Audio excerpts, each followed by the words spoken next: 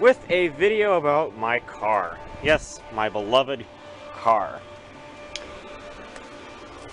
What is it? Well, obviously, by the entrance of the video, you know it was a Cadillac. This is a 1991 Cadillac Seville.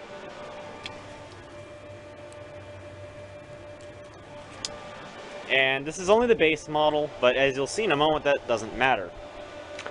Alright. So, a little bit of background history on this. My grandmother and I were at a yard sale about a month or so ago. And basically, my mother was without a vehicle at the time. Look, now she does have one. And, well, this was going to be the suitable, temporary backup vehicle. So that way she could have something to drive back and forth to work and all that. Oh look, random cat montage. Anyway, so we talked about it. We took it for a test drive, and it needed some things done to it and all that. So basically, we bought it, obviously. We bought it for $1,700, which it's not the most expensive thing we've ever bought, but it comes pretty doggone close to it. And it's pretty nice inside. So far we've changed the fluids in it, like the oil, the coolant, the transmission fluid was definitely flushed, and the wiper fluid. So that's all good. No, you're not going in, boo. Don't even think about it. Alright, so let's go ahead and take a look on the inside here. No, get back. Stupid cat. As you can tell, these are not metal door plates on the insides, they are plastic. The door has padded material on it, unlike many other cars of the early 90s. This is all padded material here. I don't think this is leather, this is just a vinyl material. It is kind of coming apart there, but maybe we can kind of crease it back in there. It's not a big deal though. Power locks, power windows, power mirrors. That's a door light there. There's a section of carpet. And believe it or not, for being a base model, has Delco Bose Gold Series audio in it. I believe it's around a 200 watt system. It's not very powerful, but then again, it doesn't really need to be. Standard on this one was a driver's side airbag, as you can clearly see here. No passenger side, but you'll see why in a moment. Let's go ahead and take a look at the instrument panel. There's the Twilight Sentinel, which I've never figured out what the heck it was actually. Your interior illumination, your light switch, which you can tell there's a light on indicator there to let you know when you have your lights on. There's the gauges, of course, they're all electronic. Or the trip reset meter button, of course. There is your wiper control, there's the wash button, the delay, and more power mirror controls. Well, actually, excuse me, that was the power seats. I am blind, actually.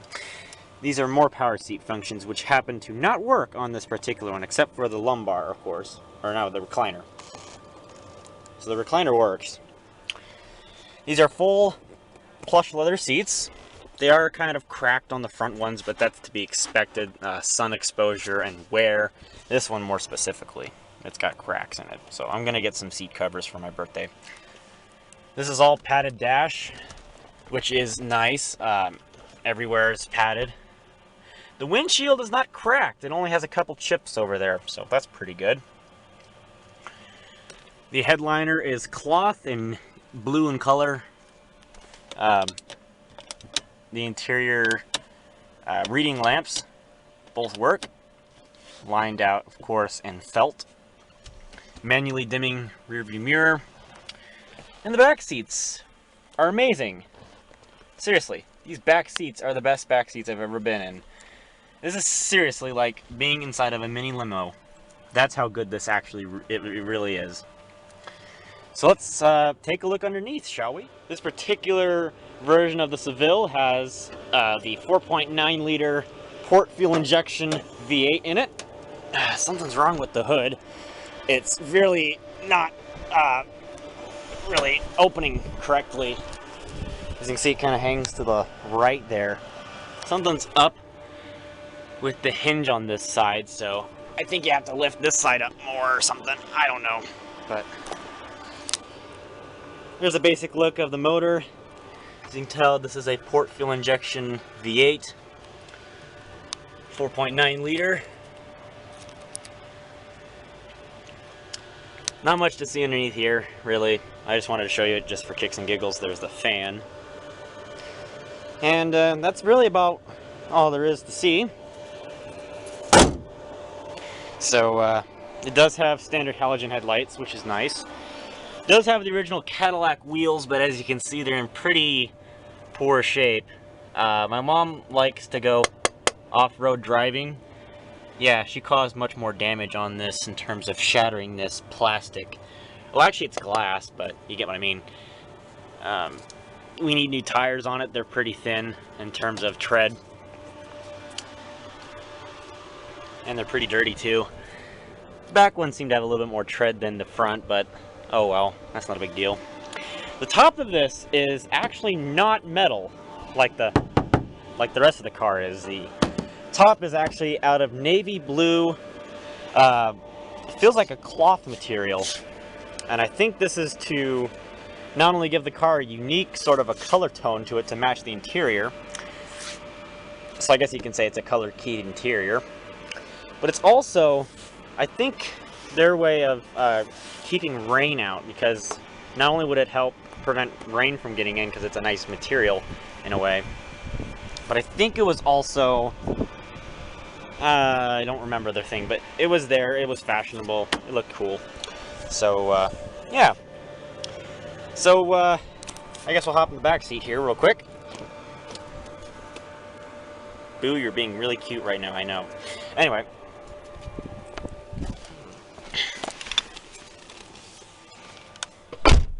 so here's the back seats. There's a cloth insert here to knock out any light, excess light. This is kind of coming loose from the thing. It's just going away. Of course, power windows and power lock controls back here. Well, at least it's a power lock, you know, which actually does lock all the doors. Funny enough, I need to reach up there and unlock them. So, there's also a full cigarette lighter and ashtray back here. Something I never, ever thought they put in cars anymore. But it's there. And big, deep storage pockets. This overhang was there from the factory, actually. Well, it was there in a form. You see more of the carpeting accents there with dirt on them because of my mother. And it just rides very nice. Oh, why the heck not? We'll pop the trunk, actually. Let me get the keys here. I will actually go ahead and start this up, just for you all. For some reason, the thing's in the way there, but oh well, it shouldn't prevent me from getting into the trunk now, should it? I would think. Alright, so here it is. We got a spare tire here, which is the incorrect size. I don't know who put that in there, but someone put it in there. Manual jack, another manual jack, and a good jack. I think this is a 1 ton, and then that's a 3 ton right there on that one. This actually is a automatic popping trunk door, and I'll show that later. Although I think the button's broke. It is a manual, or I'm sorry, I can't actually demonstrate it, but you get what I mean. It's a manual key on the back, but it's also a thing in the interior. There's the power antenna for the radio. And yeah, so there's not much else to say about this, really. I guess the last thing is to start it up and get an exhaust clip. Why not? You know? Alright. Hop in again. Guess you can take a look at the electronic dash here. Bunch of indicators all over the place. Does have premium gas. It's what it takes basically, so yeah. That's pretty cool.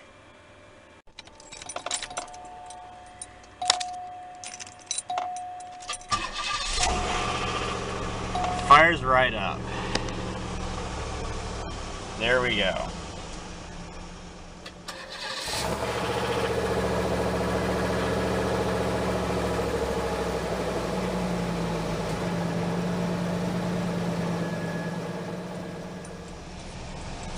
Oh, turn the heater off. And fix that indicator there.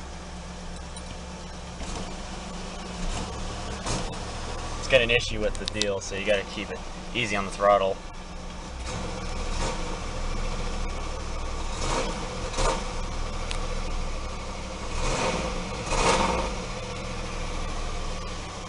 Won't do much of an exhaust clip because it still has a miss in the motor.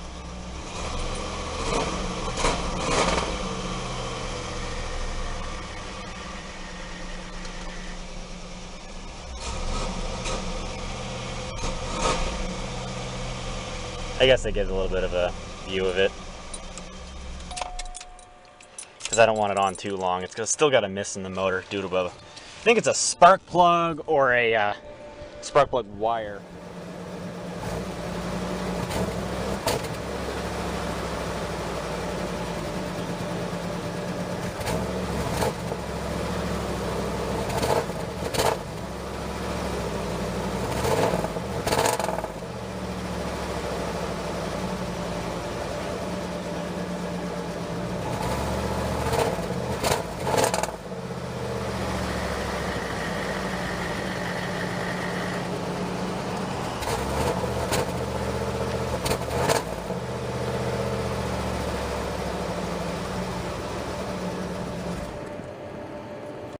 It's got a small miss in it right at the moment, so figures as much.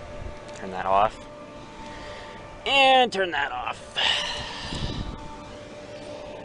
So yeah, hope that gives you a quick basis of my car, and I hope to have more videos on it soon. Maybe driving it or whatever from my parents or something. So yeah, thanks for watching, guys.